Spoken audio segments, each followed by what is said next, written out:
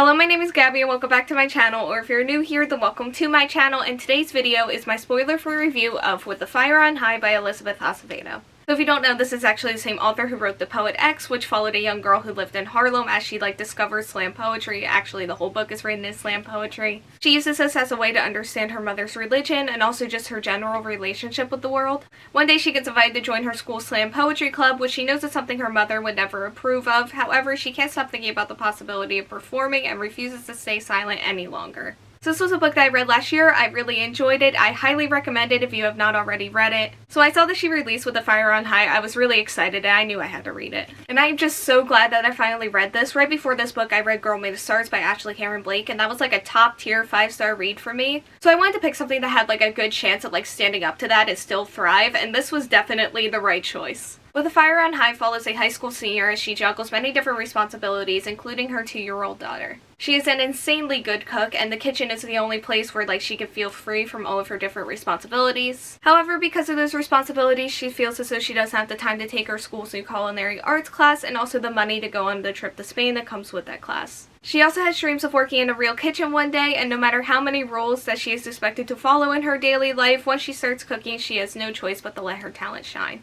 Okay, so with the intro out of the way now, let's start with the characters. So we're going to start with our main character, Imani. I thought she was very mature and very responsible for her age. That has a lot to do with her baby. She had to grow up very quickly, and by the way, the relationship she has with her daughter is just so sweet and heartwarming, and it was one of my favorite parts of the story for sure.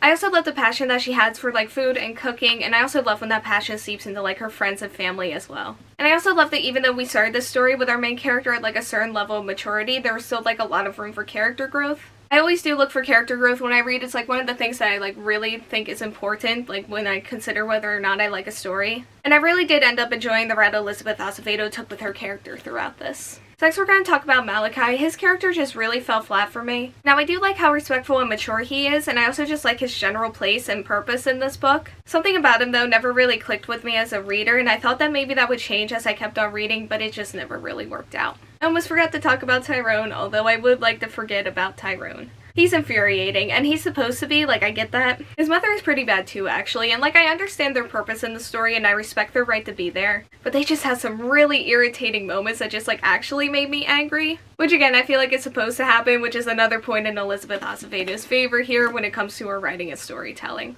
So the last character I want to talk about is Angelica. She's Imani's best friend. And me bringing her up is just going to be another way for me to talk about their friendship together because it was another one of my favorite parts of this story. I love reading about those ride or die friendships where they just completely have each other's back and are just there for one another, and these two definitely represent that. I just love reading their scenes together, not only in the present but also in the flashback storylines too. I just got so excited whenever I saw them on the page together. Next, I want to talk about the romance. This was not my favorite part of the story. Actually, I would say it probably was my least favorite part. I am really happy for Imani though. I do think they're a good match. I just wasn't feeling it. I love shipping characters and I love feeling feels for fictional couples, but I can never seem to find couples like that in books. It's pretty rare, but when it does happen, it's even more special, so I guess I can't complain too much. And this just wasn't one of those rare cases for me, unfortunately, and it just kind of fell flat. Along those lines of relationships, I also want to talk about Imani and her grandmother. Just once again, so sweet, so heartwarming. I felt like they had a really good team dynamic. It wasn't always perfect, but they still made it work. And once again, just seeing how everyone, not just Imani, cares for baby Emma, and just seeing how they rallied around Imani and her baby was just so amazing. Okay, let's move on to the actual plot now. I felt like a lot of the plot revolved around Imani's different relationships, which I thought really worked out for the story because, like I said, a lot of them were just adorable and lovely. And then we have Imani's cooking journey, which I thought was really enjoyable. I've never read anything that centered around food or cooking like this. So going in, I was really excited and interested in reading that, and I was not disappointed in the slightest bit.